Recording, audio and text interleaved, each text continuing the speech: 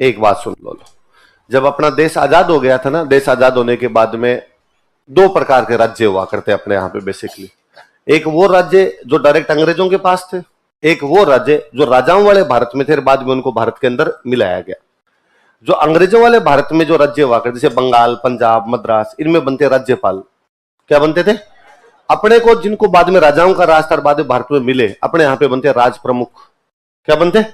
अपने यहाँ राज्यपाल नहीं बना करते थे, अपने क्या बना करते थे? राज प्रमुख। अपने राजस्थान के पहले राज प्रमुख कोई बनाए गए थे तो वो कौन थे? और अंतिम राज प्रमुख भी कोई थे तो वो कौन थे? यह राजस्थान के प्रथम एवं अंतिम राज प्रमुख थे। He was first and only, ये लिखो, प्रथम एवं एकमात्र, ताकि याद रहेगा एक ही बने थे। यह राजस्थान के प्रथम एवं एकमात्र राज प्रमुख थे। He was first and only Rajpramukh of Rajasthan. यह राजस्थान के प्रथम एवं एकमात्र राज प्रमुख थे। He was first and only राज प्रमुख ऑफ राजस्थान। 49 के आसपास बनाया गया था। 50 के अंदर राजस्थान पूरा बनता। 26 जनवरी 1950 को अपना नाम क्या दिया गया था? राजस्थान।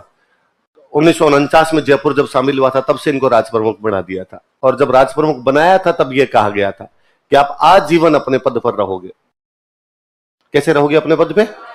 आजीवन का मतलब जब तक आप नहीं मरोगे तब तक आपके अलावा किसी दूसरे को राज प्रमुख नहीं बनाया जाए। लेकिन 1956 में भारत सरकार एक संविधान संशोधन करती है, 7वां संविधान संशोधन। क्या करती है? और भारत सरकार ने संविधान संशोधन किया और कहा राज प्रमुख नाम का पद समाप्त किया जाता है। आज के बाद में किसी को भी राज प्रमुख नहीं बनाया जाएगा। अब हम बनाएंगे राज्यपाल। क्या बनाएंगे? तो मान सिंह जी को आ गया, भाई मान सिंह जी आपको हमने बनाया था लेकिन अब हमने संविधान संशोधन कर दिया, हम आपको हटाएंगे। तो मान सिंह ने पूछा भारत सरकार से कि भाई आपने संविधान में पहले लिखा था कि मैं आजीवन रहूंगा, फिर बीच में कैसे हटा सकते हो? 7 साल बाद में हटा रहे हो मेरे को, मरूंगा तो बाद में मैं जाके। तो नेहरू जी का एक सिंगल लाइन का रिप्लाई है। नेहरू जी का एक रिप्लाई था कि संविधान कभी पत्थर नहीं हो सकता। संविधान कभी कि पत्थर में चेंज नहीं आते। बाटा आज पड़ा है, 200 साल बाद में बाटा ही मिलेगा आपको, लेकिन संविधान पत्थर नहीं है। संविधान के अंदर चेंज आएंगे, समय के अनुसार, काल के अनुसार, परिस्थितियों के अनुसार कुछ ना कुछ चेंज किए जाएंगे। आज के 7 साल पहले हमें लगता था राज प्रमुख बनाने जरूरी है, 7 साल बाद में लगता है कि राज प्रमुख बनाने जरूरी नहीं है। ट्रायल एंड एरर है।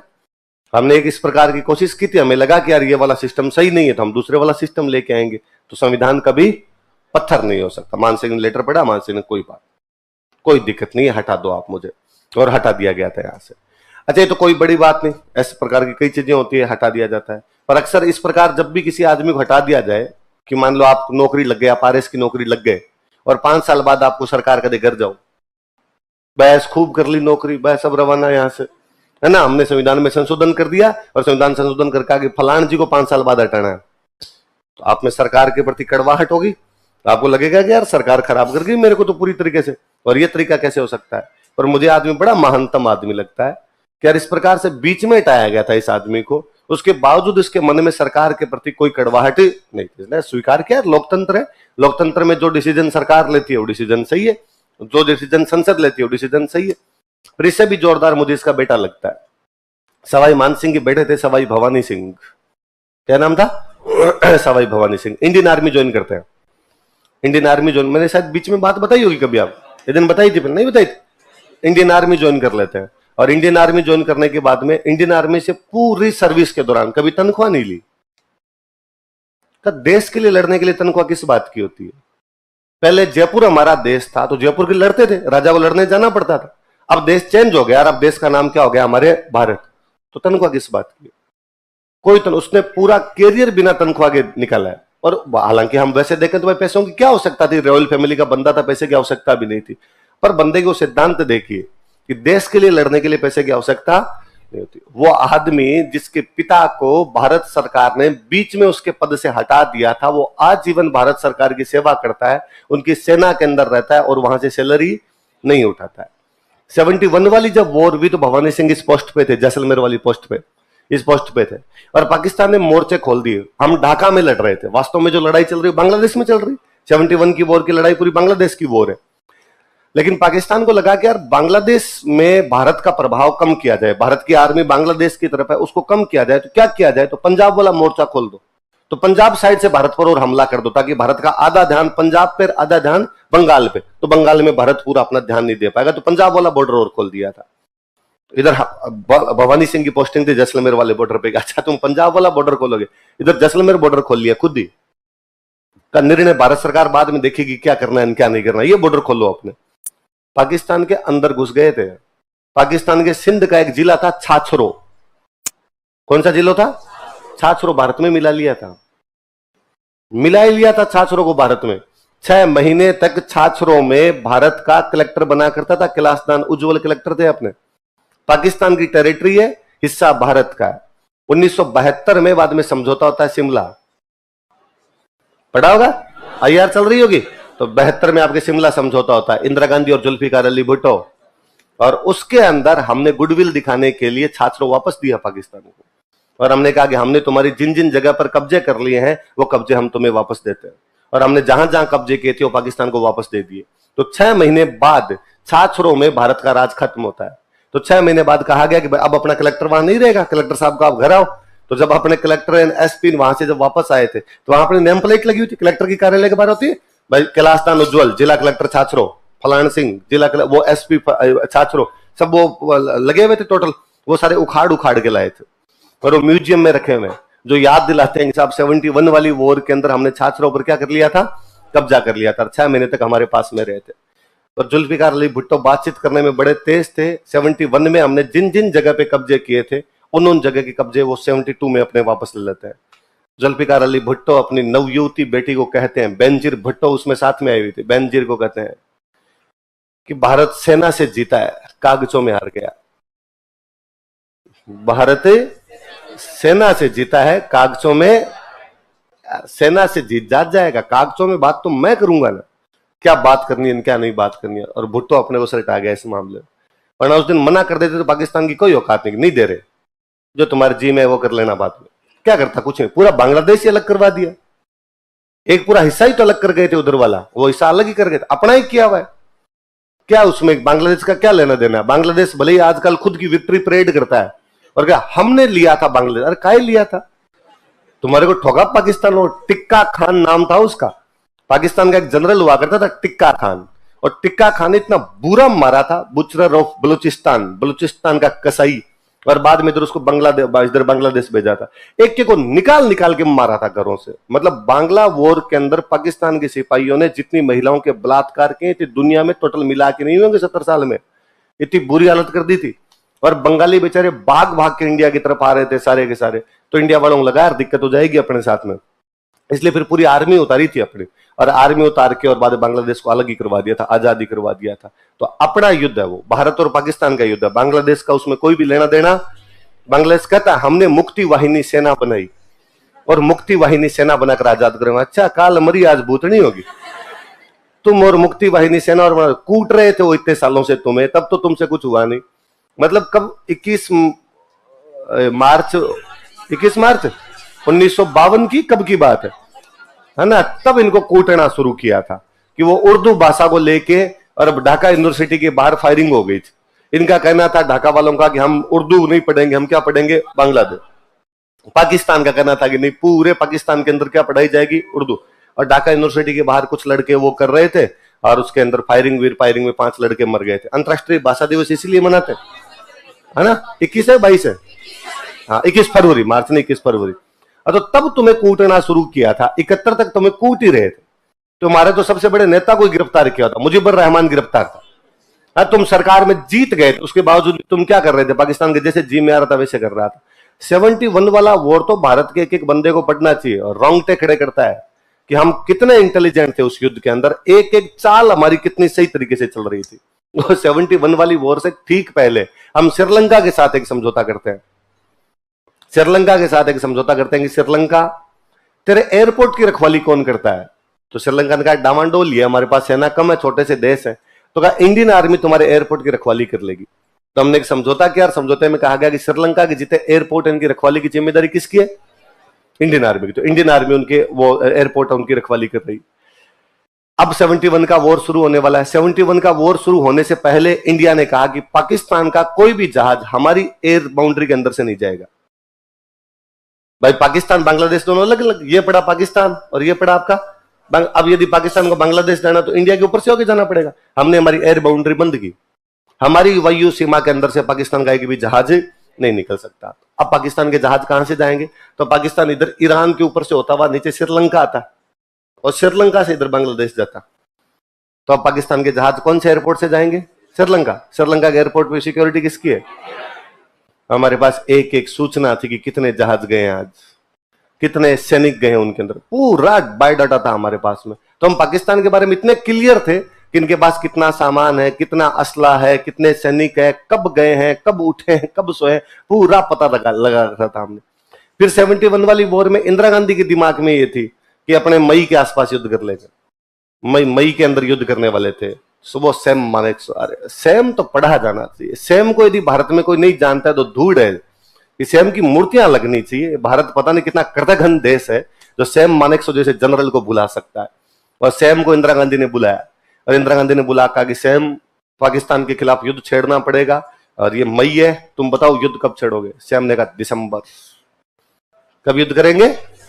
वाई दिसंबर? 7 महीने पड़े हैं सितंबर के अंदर। कहा मैम दिसंबर में बर्फ पड़ेगी और जब बर्फ पड़ेगी तो चाइना के आक्रमण का खतरा समाप्त हो जाएगा। अब यदि युद्ध करेंगे तो चाइना पाकिस्तान की मदद करने के लिए आएगा। दिसंबर में इतनी बर्फ होगी कि हिमालय ढक जाएगा।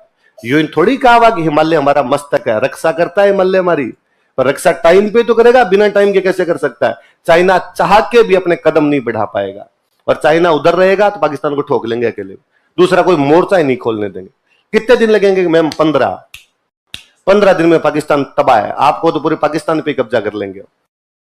वापस इंदिरा गांधी ने पूछा कि तुम क्लियर हो इस बारे के अंदर? क्या हो, आप दिसंबर तक रुक जाओ, बाकी मैं अपने आप देख लूं। 2 दिसंबर के आसपास युद्ध शुरू किया, 16 को जीत गए थे। 3 को 16 को तो जीत ही गए थे।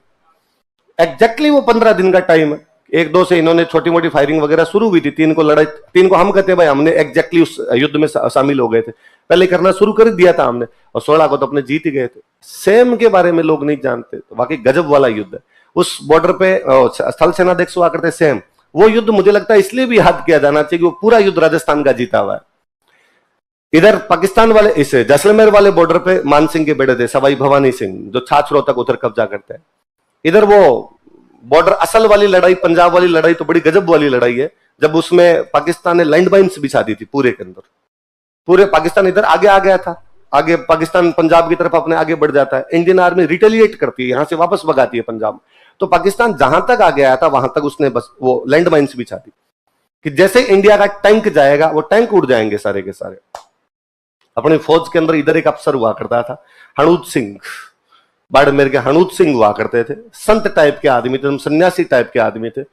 उन्होंने अपने टैंक वालों को इनके ऊपर से भेजो, कैसे लैंड माइन से आदमी कदम रखेगा ना तो फट जाएगी, टैंक इतना भारी पड़ेगा सारे के सारे टैंक उड़ जाएंगे। भगवती साथ है, तुम तो भेजो, एक ही नहीं फटेगी। लैंड माइन्स नहीं फटी थी एक भी। हमारे अरुण खेत्रपाल उसी युद्ध में शहीद हुए थे, जिनको बाद में परमवीर चक्र दिया गया था।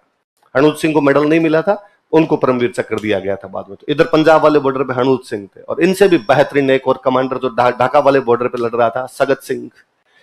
आप कभी झारखंड महादेव मंदिर जो अपना है खातीपुरा मोड़ से इधर आते हो तो उस रोड का नाम है सगत सिंह रोड। और वो फोटो मैं जो अक्सर कई बार कहता ही रहता हूँ, आपको जिसमें नियाजी साइन कर रहा है ना, वो फोटो देखना कभी कि यहाँ पे अपने जग्गी बैठे हुए, जगजीत सिंह अरोड़ा, यहाँ पर नियाजी बैठा हुआ है पाकिस्तान वाला साइन कर रहा है, पीछे कुछ सैनिक खड़े हैं, उनमें एक अफसर खड़ा है 6.5 फीट लंबा, वो सगत सिंह है। मेघना नदी क्रॉस की थी, ढाका वाली नदी है वो कौन सी है? जगजीत सिंह अरोड़ा अपने ईस्टर्न कमांड के लेफ्टिनेंट जनरल हुआ करते थे। तो जग्गी अरुणाचल प्रदेश थे। जग्गी ने सगत सिंह को कहा कि शाम तक मेघना पहुंचना है, मेघना जाके रुकना है, फिर सुबह आपको मेघना क्रॉस करनी है। सुबह मेघना क्रॉस करनी, या सुबह शायद मेघना तक पहुंच जाना, फिर मेरे ऑर्डर का इंतजार करना और फिर आप मेघना क्रॉस करना। मेघना क्रॉस करने का मतलब है ढाका के अंदर घुस जाना। इनको शायद जो टाइम दिया हुआ था उसे 2 घंटे पहले सगत सिंह मेघना पहुंच गए थे वहां पर। तो सगत सिंह को सैनिकों ने पूछा कि सर आ गए, टाइम तो 10 बजे का था, आपने तो मेघना 8 बजे पहुंच गए, अब 2 घंटे इंतजार करना पड़ेगा। जग्गी जो ऑर्डर देंगे उस ऑर्डर के अनुसार आगे बढ़ना है। खैर अब इंतजार कौन करे, आगे क्रॉस करो। मेघना क्रॉस कर गए, मेघना क्रॉस करे तो ढाका में घुसे। ढाका में घुसने का मतलब ढाका पे कब्जा। और ढाका की जनता क्या बावड़ी हुई थी। ढाका यूनिवर्सिटी की लड़कियां भारतीय सैनिकों के गले लग लग के क्या किस दिए थे उस दिन। और इधर जग्गी को पता चला इस बात का कि इंडियन आर्मी मेरे बिना ऑर्डर के ढाका क्रॉस करके ढाका पे क्या कर चुकी है, कब्जा। जग्गी ने वापस ऑर्डर दिया। जग्गी ने कहा तुम मेरे जूनियर हो, और जब मैंने कहा था कि मेरे से बिना पूछे तुम क्रॉस नहीं कर सकते, तो तुमने क्रॉस कैसे किया, और तुम वापस आओ। जगत सिंह ने कहा वापस तो इंडियन आर्मी मेरी लाश से आएगी, ऑन माई डेड बॉडी। तुम मेरे मार दो, फिर इंडियन आर्मी को ले जाओ, वरना इंडियन आर्मी यही है। दूसरी एक शर्त है कि प्रधानमंत्री कह दे ऊपर से कि इंडियन आर्मी को वापस आना, तो आ जाऊंगा। मैं नहीं मान रहा तुम्हारा ऑर्डर, मैं तुम्हारा सीनियर हूं, अब जो हो वो, ढाका पे कब्जा कर चुके हम, और हम ऑर्डर नहीं मानेंगे अब तुम्हारा। जग्गी सीरियस ले गए बात को। जग्गी ने कहा मैं प्रधानमंत्री से कहलवा दूं तो कहा फिर वापस आ जाएंगे। इंदिरा गांधी मीटिंग ले रही है, प्रधानमंत्री इंदिरा गांधी, सारे मंत्री बैठे हुए उनके सामने, सारे कलेक्टर बैठे हुए, सचिव जीते भी थे, वो सचिव बैठे हुए। अचानक एक सचिव एक पर्ची लिखता है, आगे बढ़ाता है, आगे बढ़ाता है, रक्षा मंत्री के पास पर्ची पहुंचती है। रक्षा मंत्री थे बाबू जगजीवन राम। रक्षा मंत्री कौन थे? बाबू जगजीवन राम रक्षा मंत्री थे, जिनकी बेटी बाद में अपने लोकसभा के अध्यक्ष बनी थी, मीरा कुमार उन्हीं की बेटी है। जगजीवन राम वो पर्ची पढ़ते हैं, पर्ची पढ़ के उस पर नीचे अपने साइन करते हैं, साइन करके इंदिरा गांधी की तरफ पर्ची बढ़ाते हैं।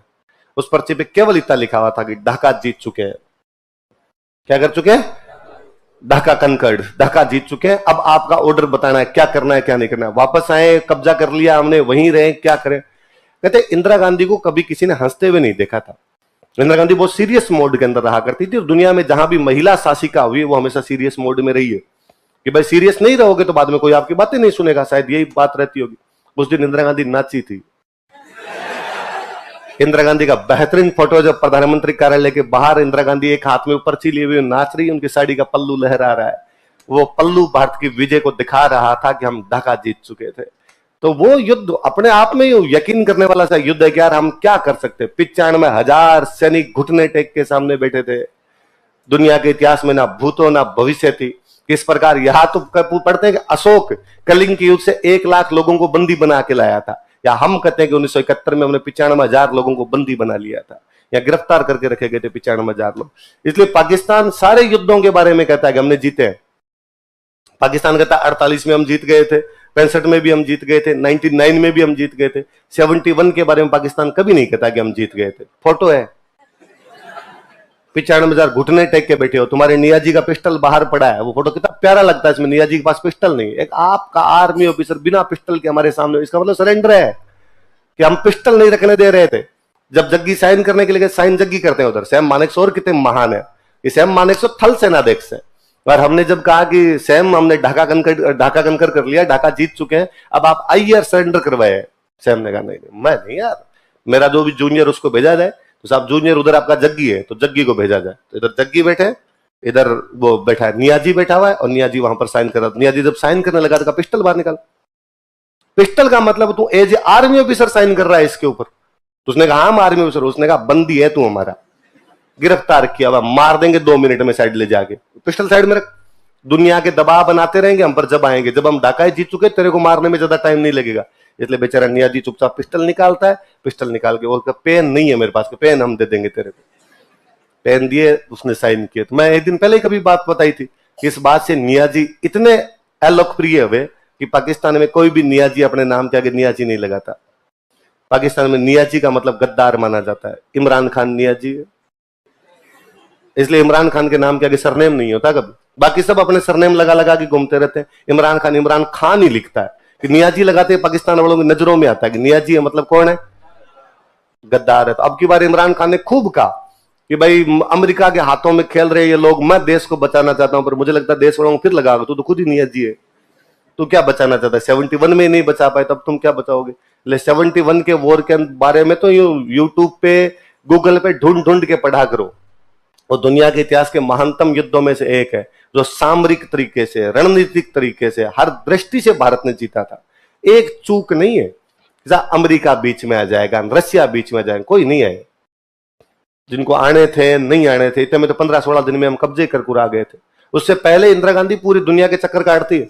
तब एक एक को हमने पहले से कह रखा था कि भाई ये पंगा होगा, इस पंगे में तुम बीच में मत आना, ये इधर होगा, या तो तुम अभी संभाल लो इनको, अभी नहीं संभाल पाओगे देख लेना बाद में हम क्या कर सकते हैं इस बारे में। इसलिए दुनिया वालों ने ध्यान ही नहीं दिया, और जब तक वो दुनिया ध्यान देती उससे पहले तो अपने कब्जा कर कुरा लिया। एक देश के 2 टुकड़े, एक देश के 2 टुकड़े साफ साफ, एक टुकड़ा अलग, दूसरा टुकड़ा अलग, अब 4 होंगे। इधर वाले की ओर। सिंध अलग होगा, बलूचिस्तान अलग होगा, उत्तर पश्चिम सीमा प्रांत अलग होगा, सिंध अलग होगा। अब केवल समय का प्रश्न है, हो कब ये पता नहीं। परसों एक बलोचों वाली लड़की उड़ा गई कराची में, चाइना वालों को उड़ा गई थी। वेरी गुड, शाबाश, ये बात है। आजादी की जंग जारी है, इस जंग में हम तुम्हारे साथ खड़े एकदम। लिखो आगे। तो मान सिंह हमेशा याद रखे जाने चाहिए, यार एक आदमी से आपने सब कुछ छीन लिया था, उसके बावजूद उसका पूरा परिवार आपके लिए लड़ रहा है।